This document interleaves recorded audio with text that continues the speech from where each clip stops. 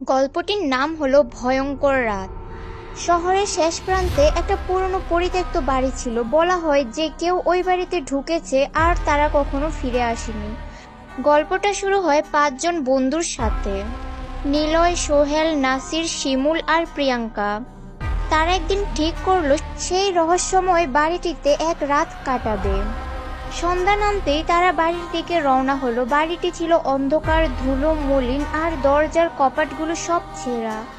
বাড়ির ভেতর ঢুকতেই তাদের গায়ে শীতল অনুভূতি হলো। শিমুল বলল, এই বাড়ির ভেতর কিছু একটা আছে, আমি নিশ্চিত। কিন্তু বাকিরা তার কথা উড়িয়ে দিল।